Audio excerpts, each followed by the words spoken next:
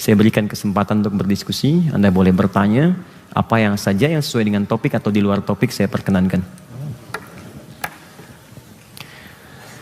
Teman-teman, silahkan yang akan bertanya, monggo. Mana dulu nih? Wah, semuanya mau tanya nih. Alhamdulillah ada juga guru kita, Ustaz Salim Filah juga telah hadir juga di ruang. Allah ibarik fiik. Kalau saya tak bisa jawab nanti Ustaz Salim, Ustaz Felix bisa tambahkan. Masya Allah. Ada Ustaz Said Kutub juga Masya Allah di sini. Waduh, Masya Allah. Silakan Safar duluan. Ridho entar gantian. Assalamualaikum Ustaz. Assalamualaikum warahmatullahi wabarakatuh. Pertanyaan saya pertama, saya pernah dengar katanya setelah turun surat An-Nasr, Rasulullah tuh lebih sering membaca Subhanakallahumma bihamdika Allahumma firli. Ya. Kemudian yang kedua, terkait dengan Allahumma firli tadi, apa bedanya Ghafur dengan Afu? Ya.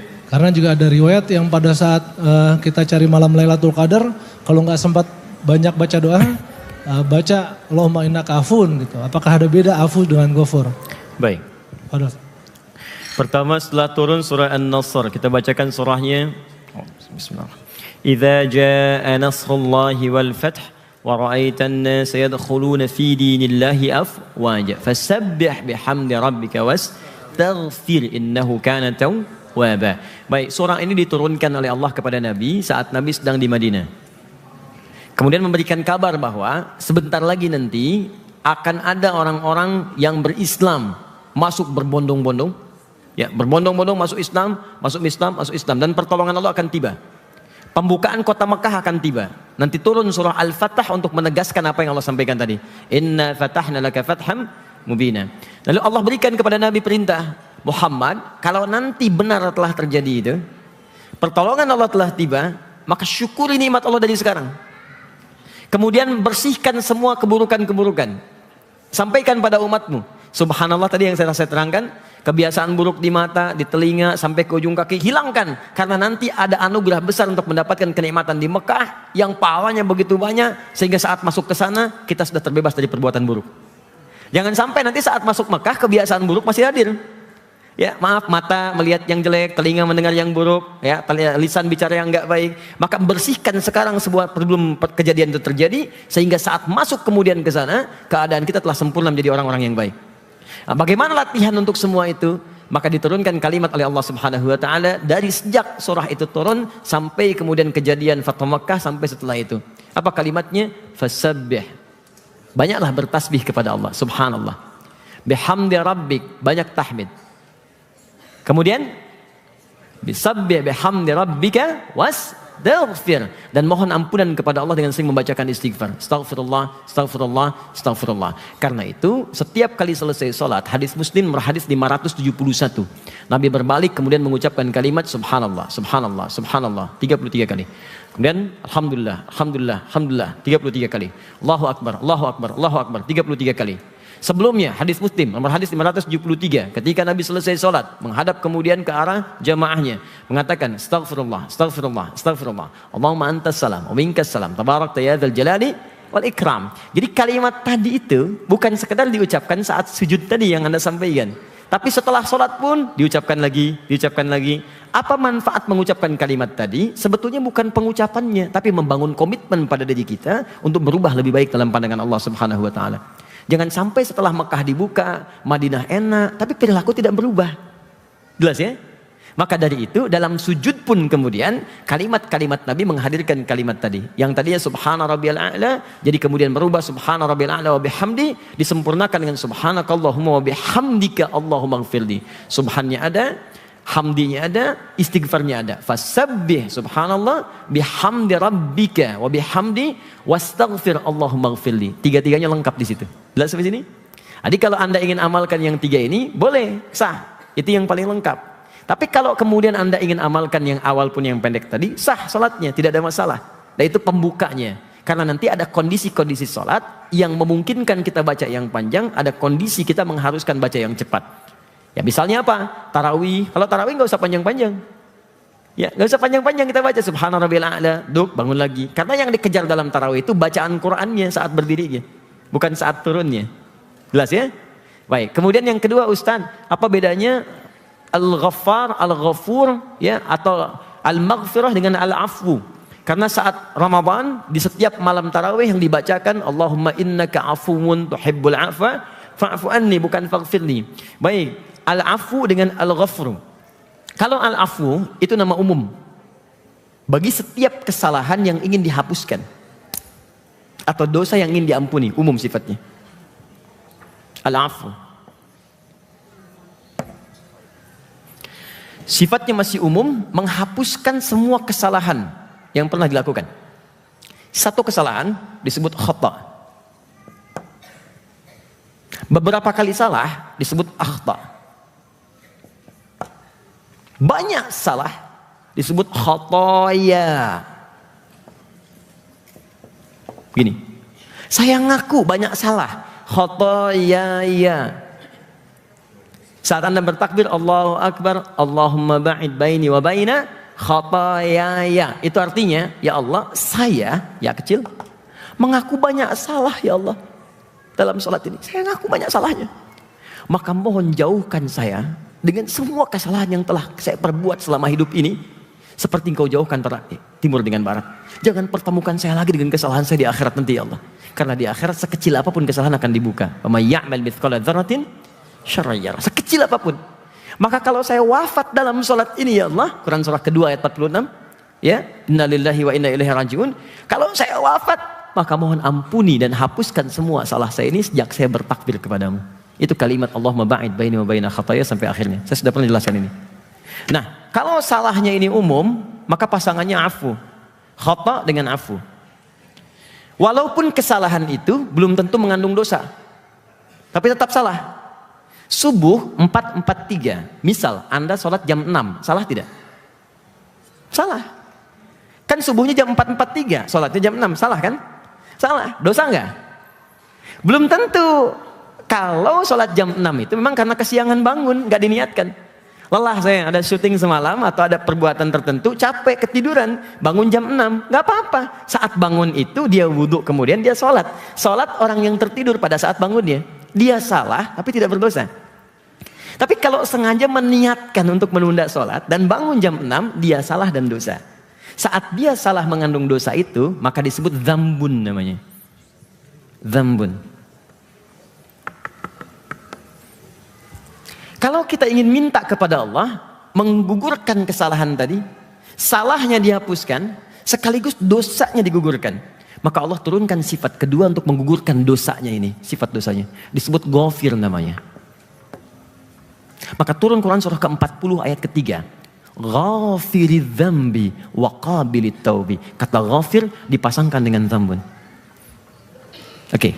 Sekarang ada orang yang sengaja sholatnya jam 6 dan mengajak orang lain nggak subuhan ke masjid. Akhi, sholat itu nomor 2. Ngobrol dulu, ngopi nomor 1. Sudah nggak sholat, ngajak orang lain nggak sholat. Salah nggak? Dosa nggak? Dosanya double karena ngajak orang. Maka berubah kalimat zambu jadi dzunubun. Dzunub. Maka Allah turunkan sifat yang ketiga, afun 1, ghafir 2, ghaffar yang ketiga. Untuk mengampuni dosa-dosa yang mulai banyak ini. Buka Quran surah Nuh, surah 71 ayat 10.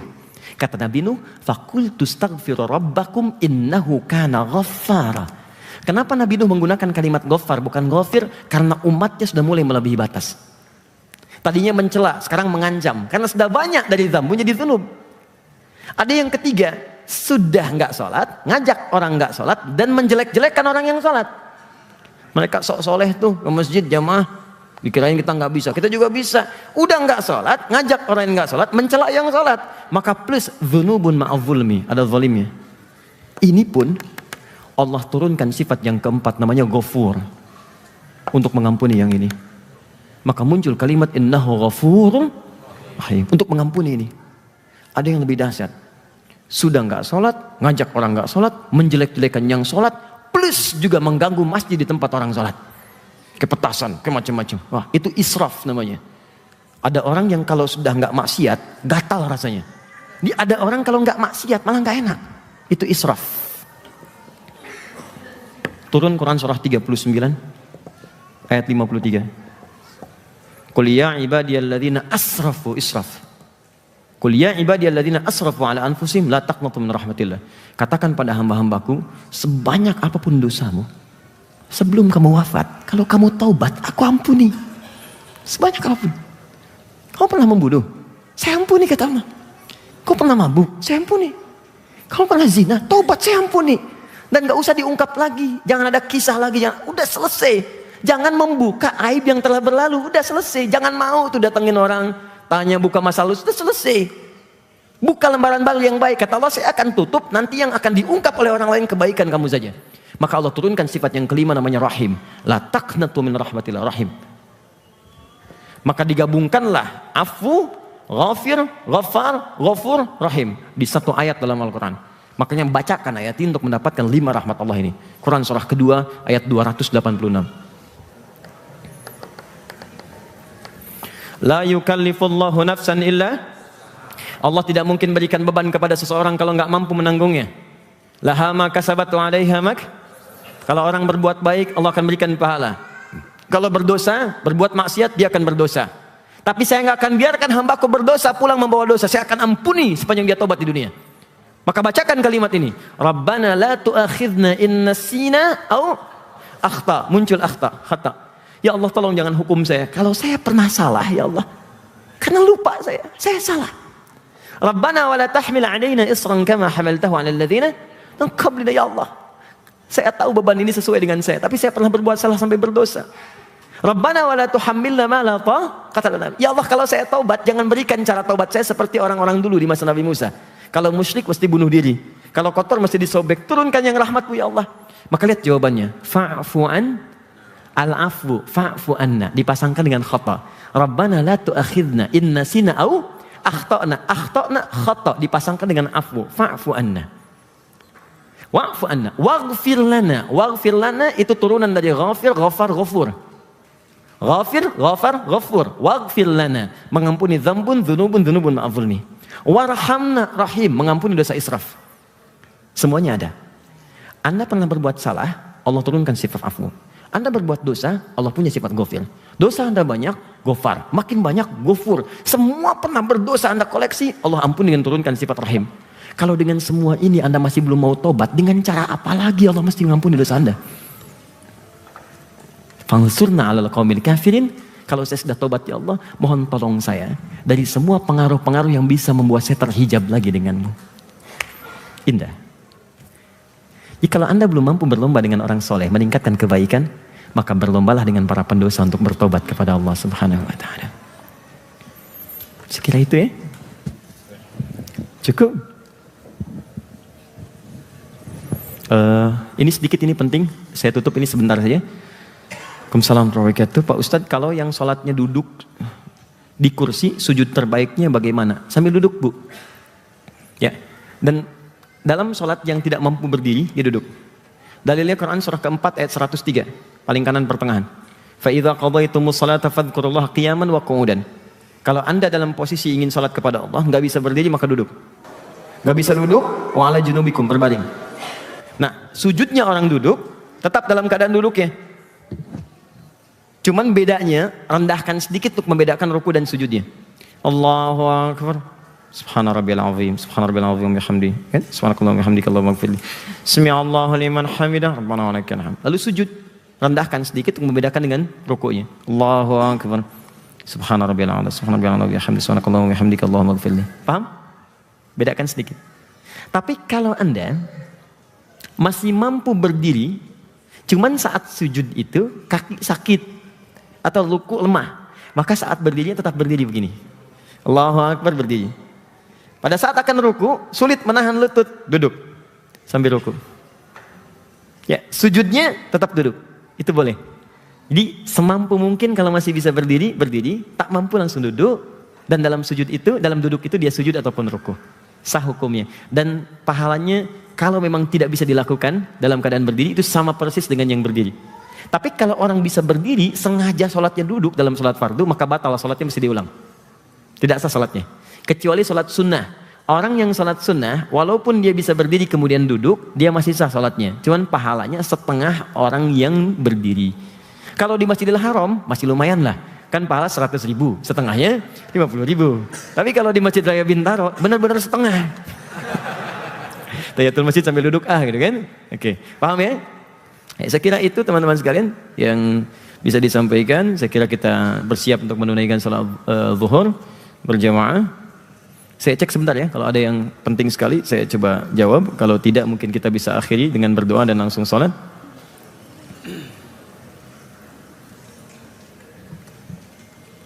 Oke. Ustaz Bapak saya mu'alaf, kemudian beliau saya ajak untuk beribadah, sholat, tapi beberapa kali sering menunda. Cara terbaiknya bagaimana? Pertama, mendoakan dulu. Quran surah ke-16 ayat 125. Kalau ada yang keras, jangan dilawan dengan kekerasan. Nanti kalaupun dipaksa dia melakukannya, tapi hatinya tidak tulus mengerjakannya. Yang pertama berdoa dulu. Minta dalam sujud di malam hari, berdoa. Yang kedua, buktikan sholat kita menjadi baik untuknya. Sayangi ayah mertua itu, ya, sayangi ayahnya. Kemudian setelah itu datangkan kebaikan, punya makanan, berikan.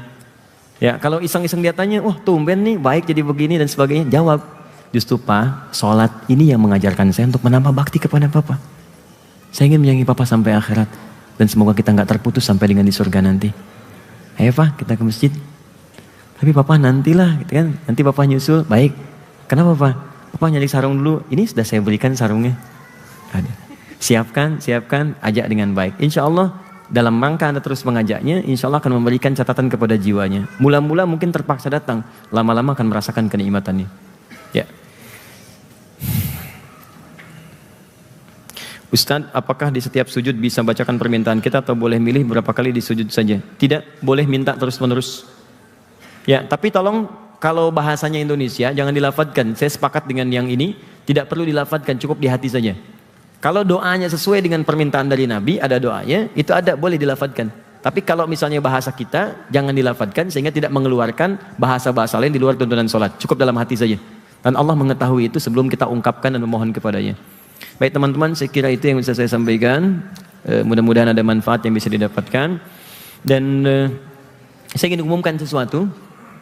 Yang pertama, di teman-teman kita itu sudah ada program untuk menghafal Quran 30 hari 30 juz. Ya, alhamdulillah kemarin ada yang beberapa banyak juga selesai, ada yang 24 hari 30 juz, 25 hari, ada yang 35 hari, ada yang 27 hari, dan besok kami akan wisuda untuk teman-teman ini. Wisuda terbatas yaitu di Al-Azhar besok di Jakapermai di Bekasi, dan mudah-mudahan baik. Tapi yang ingin saya sampaikan, kita nanti ada program menghafal akbar. Di menghafal keseluruhannya, saya berikan metode nanti. Metode ini 30 hari bisa dihafalkan dimanapun. Ya, paling lama 2 bulan itu hafal 30 juz. Nanti Desember kami akan ada wisuda akbar, dihadiri juga nanti ada imam-imam, ada tokoh-tokoh Quran. Nanti setiap yang hafal itu akan diundang orang tuanya dan akan diberikan mahkota khusus di anaknya untuk dipakaikan di kedua orang tuanya. Insya Allah. Ya, terima kasih, saya kira itu. Dan Mas Freddy, saya ada janji tadi, insya Allah kami akan tepati. Dan nanti kami akan infokan sesuai dengan waktunya. Kita berdoa kepada Allah Subhanahu Wa Taala, semoga doa kita dikabulkan dan diberikan kemuliaan. Alhamdulillahirabbil alamin, arrahmanir rahim, maliki yaumiddin, iyyaka na'budu wa iyyaka nasta'in, ihdinas siratal mustaqim, siratal ladzina an'amta 'alaihim ghairil maghdubi 'alaihim waladdallin. Allahumma shalli wa sallim wa barik ala habibikal karim rasulikal amin sayyidina Muhammadin wa ala alihi wa sahbihi wa ummati ila yaumiddin. Allahumma rabbana la tada'na fi maqamina hadha wa fi kulli maqamin dhanban illa ghafarta. Ya Allah, kami mohon kepadamu, kami mengakui setiap kami yang berada di sini tidak luput dari dosa.